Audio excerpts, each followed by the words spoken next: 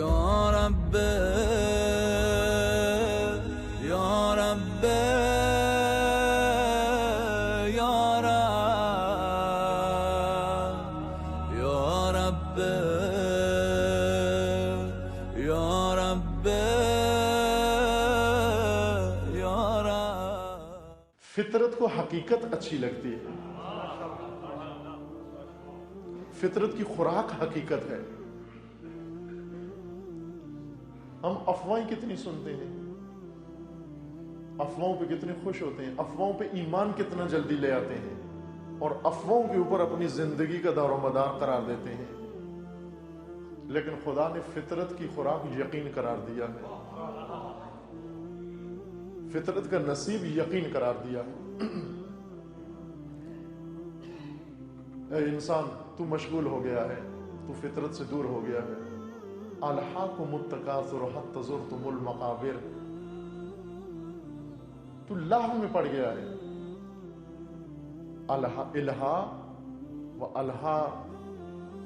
الہا عربی لفظ ہے، الہا لہو.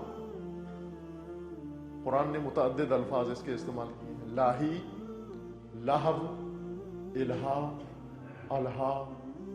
سورہ تکاثر میں ہے الہاکم التکاثر حتی زرتم المقابر. تمہیں کثرت طلبی نے، ہر چیز کی کثرت نے، کثرت کی خواہش نے، کثرت کی تمنا نے تمہیں مشغول کر لیا. تم ہر چیز کی کثرت بٹورنے میں لگے ہوئے ہو. تم ضرورت پوری کرنے کے پیچھے نہیں ہو، ضرورت سے بڑھ کر کثرت کے دل دادا ہو. بڑھتا جائے تمہارا اماؤنٹ، بڑھتا جائے تمہارا اکاؤنٹ، بڑھتا جائے تمہارا ڈھیر، بڑھتا جائے تمہارا وبال، بڑھتا جائے. چاہتا ہے نا انسان ہر چیز بڑھتی جائے، گاڑی بڑھتی جائے، پھیلتی جائے، گھر بڑھتا جائے، کمرہ بڑھتا جائے، پیسہ بڑھتا جائے. بعضوں نے اتنا کما لیا ہے کہ 100 نسلیں ان کی بیکار بیٹھ کے کھاتی رہیں پھر بھی ختم نہیں ہوگا. لیکن حرص و طمع، کثرت کی تمنا و کثرت کی خواہش نے ان کو مشغول کیا ہوا ہے. اتنا مشغول کیا ہے کہ تمہاری لاتیں قبروں میں جا پہنچی ہیں. الہاکم التکاثر حتی زرتم المقابر، کلا سوف تعلمون ثم کلا سوف تعلمون. لیکن یہ حالت اتنی دیر برقرار نہیں رہے گی، ان قریب یہ حالت ختم ہو جائے گی اور تمہیں سب کچھ پتہ چل جائے گا. کلا سوف تعلمون، ان قریب تمہیں پتہ چلنے والا ہے. کلا لو تعلمون علم الیقین، اگر تمہیں آج یقین حاصل ہو جاتا تم یہیں بیٹھے ہوئے سب کچھ دیکھ سکتے.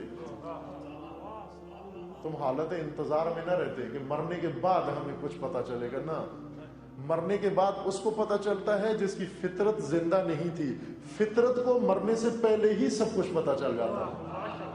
کلا لو تعلمون علم الیقین لترون الجحیم ثم لترونها عین الیقین. تم مرنے سے پہلے ابھی جہنم کو دیکھو گے اور پھر اس کو عین الیقین کے طور پر دیکھو گے. ثم لتسألن یومئذ عن النعیم. ارشاد ربوبیت ہے وَاعْبُدْ رَبَّكَ حَتَّى يَأْتِيَكَ الْيَقِينُ. عبادت خدا کر، اتنی بندگی کر کہ تجھے یقین حاصل ہو جائے، مقام و مرتبہ یقین پہ جا پہنچے.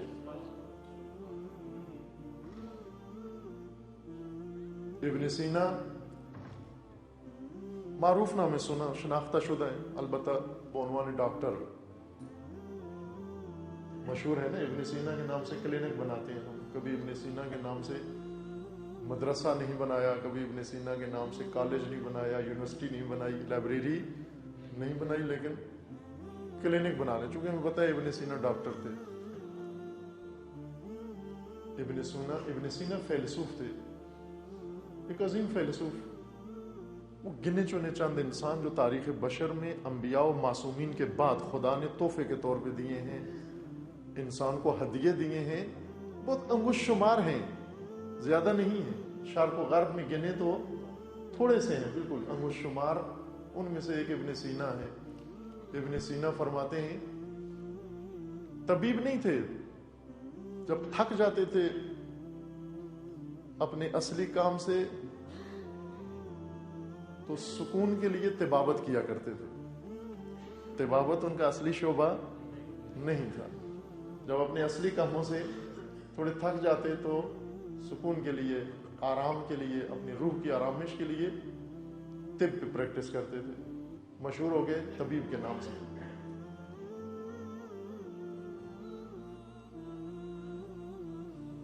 حقیقت میں فیلسوف ہے، حقیقت میں دانشور ہے،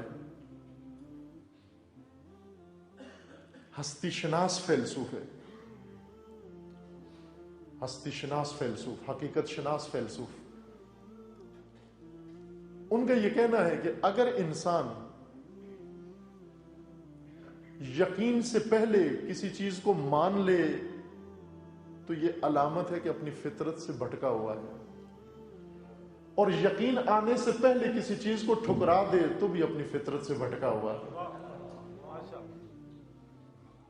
جب تک یقین نہ آ جائے کسی کو مانو نہیں، جب تک یقین نہ آ جائے کسی کا انکار مت کرو.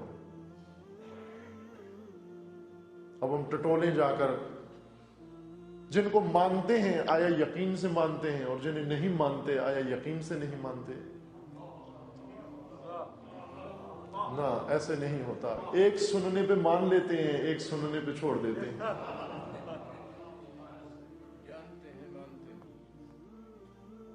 کسی سے سنتے ہیں ماننا شروع کر دیتے ہیں، کسی اور سے سنتے ہیں چھوڑ دیتے ہیں. کل تک کیوں نہیں مانتے تھے؟ چونکہ فلاں نے کہا تھا نہ مانو، ہم نے نہیں مانا. آج کیوں مانتے ہو؟ کسی نے کہا کہ مان لو، ہم مان لیتے ہیں. انبیاء سے دو طرح کے لوگ متاثر ہوتے تھے. ایک انبیاء کے معجزوں سے متاثر ہوتے تھے، اور ایک انبیاء کی تعلیمات سے متاثر ہوتے تھے. جو معجزوں سے متاثر ہوتے تھے وہ معجزے دیکھ کر انبیاء کے پاس آ جاتے تھے، انبیاء کی خدمت میں آ جاتے تھے. شعبدے دیکھ کر انبیاء کو چھوڑ جاتے تھے. جو صرف معجزے دیکھ کر متاثر ہوتے تھے، معجزے یعنی انوکھے کام. انوکھے کام دو طرح کے ہوتے ہیں نا، معجزہ بھی انوکھا کام ہے، شعبدہ بھی انوکھا کام ہے. اور اگر انسان فطرت کی زبان سے اور فطرت کے وجود سے اور فطرت کے ذریعے سے دین کو نہ سمجھے، صرف آنکھ سے دیکھے، معجزے کو آنکھ سے دیکھے، یہ جو معجزے سے متاثر ہوتا ہے یہ شعبدے سے بھی متاثر ہو جاتا ہے. لیکن جو تعلیمات انبیاء سے متاثر ہوتے تھے ان کے سامنے کوئی اگر 1000 شعبدے دکھائے وہ کسی شعبدہ باز کے شعبدہ بازی میں نہیں آتے تھے. ہم فضائل، ہر ایک فضائل ائمہ کے اپنے طور پہ جانتا ہے، سمجھتا ہے. ایک عام آدمی، ایک پہلوان کے لیے فضیلت پہلوانی ہے،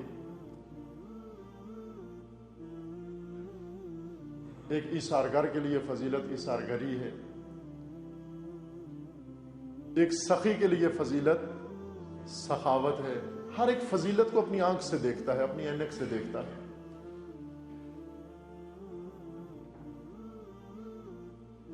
ابن سینا نے امیر المومنین کے فضائل بیان کیے فلسفے کی زبان سے. فلسفے کی زبان میں فضیلت معلوم نہیں، کبھی سنی ہے آپ نے یا نہیں سنی؟ فیلسوف جب فضیلت بیان کرتا ہے امیر المومنین کی، ایسے نہیں بیان کرتا جیسے خطیب اور ذاکر بیان کرتا ہے. ابن سینا کہتے ہیں امیر المومنین کا درجہ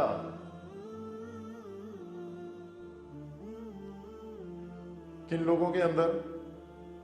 امیر المومنین کا درجہ بعد از رسول اللہ دوسروں کے درمیان. امیر المومنین کا مرتبہ، علی کا مرتبہ وہی ہے جو معقول کی حیثیت محسوسات کے درمیان ہے. جو معقول کی حیثیت محسوس کے درمیان ہے. محسوس اور معقول میں اگر فرق سمجھ میں آ جائے پھر انسان کو پتہ چلتا ہے کہ یہ کیا فضیلت بیان کی ہے. جیسے محسوس کے اندر معقول ہوتا ہے، محسوس جو آنکھوں سے جو چیزیں دیکھی جاتی ہیں، معقول جو عقل سے سمجھی جاتی ہے، عقل سے جو چیز درک کی جاتی ہے. خدا معقول ہے، محسوس نہیں. خدا کو آنکھ سے نہیں دیکھ سکتے آپ.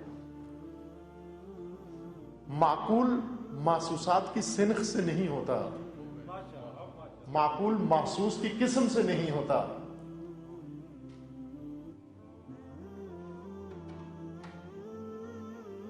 اس حیثیت سے, اس آنکھ سے جب انسان نگاہ کرے, اس کو ہر چیز الگ نظر آتی ہے, ہر چیز کا جلوہ الگ نظر آتا ہے.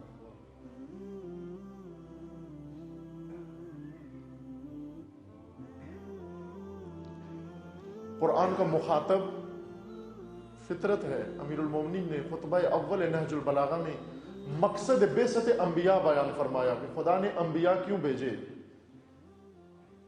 کس خاطر آئے انبیاء. ہم یہ سمجھتے ہیں کہ انبیاء آئے, کچھ کا یہ خیال ہے, البتہ سب کا تو نہیں, کچھ کا یہ خیال ہے کہ انبیاء آئے معاذ اللہ فالتو کام کرانے کے لیے, ہمیں اپنے کاروبار سے نکالنے کے لیے, زندگی سے نکالنے کے لیے, ان سے ہٹا کر مشغول کرنے کے لیے انبیاء آئے. یعنی بعضوں کا انبیاء کے بارے میں وہی خیال ہے جو مولانا کے بارے میں. وہ سمجھتے وہ بھی مولانا ہی تھے لیکن ذرا بڑے مولانا تھے.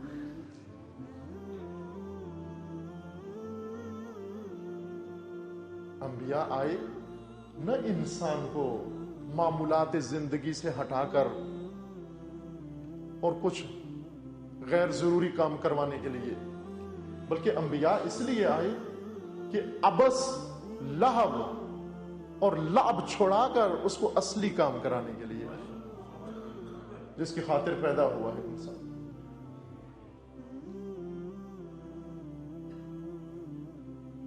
ممکن ہے کسی کے ذہن میں یہ بیٹھا ہو کہ انبیاء آئے اور انبیاء نے جو تعلیمات دی وہ تعلیمات اس طرح کی ہیں جس طرح گھر کے اندر یا صحن کے اندر بنے ہوئے حوض ہوتے ہیں اور ان حوض میں باہر سے بھر کے پانی ڈالا جاتا ہے. یہ حوض کچھ عرصہ بھرے رہتے ہیں, پھر جب آلودہ ہو جاتے ہیں حوض, ان کی صفائی کروا دی جاتی ہے. ہوتے نا آج کل تو سوئمنگ پول بناتے ہیں گھروں کے اندر, تجربہ ہے, دیکھی ہوئی چیز ہے سب کی. حوض پانی کا بنا ہوتا ہے, جب ٹھہرا رہتا ہے پانی تو ٹھہرا ہوا پانی خود ہی آلودہ ہو جاتا ہے, اسے اگر آلودہ نہ بھی کریں آلودہ ہو جاتا ہے. عیناً انسان کی طرح, انسان بھی اگر ٹھہر جائے تو خراب ہو جاتا ہے. خدا نے انسان کو جو بات سمجھائی ہے پانی کی مثال سے سمجھائی ہے. مثال پانی کے لیے, انزل من السماء ماء فصالت اودیۃ بقدرها, ہم نے پانی نازل کیا. پانی کے نزول کا منظر دیکھا ہے کبھی؟ خدا کا فرمان ہے, دیکھا ہے کبھی پانی کے نزول کا منظر دیکھا ہے؟ اگر پانی کے انزال و نزول پر اگر غور کیا ہوتا تو تجھے اپنی حقیقت سمجھ میں آ جاتی. ٹھہرا ہوا پانی گندا ہو جاتا ہے, حرکت میں پانی صاف رہتا ہے.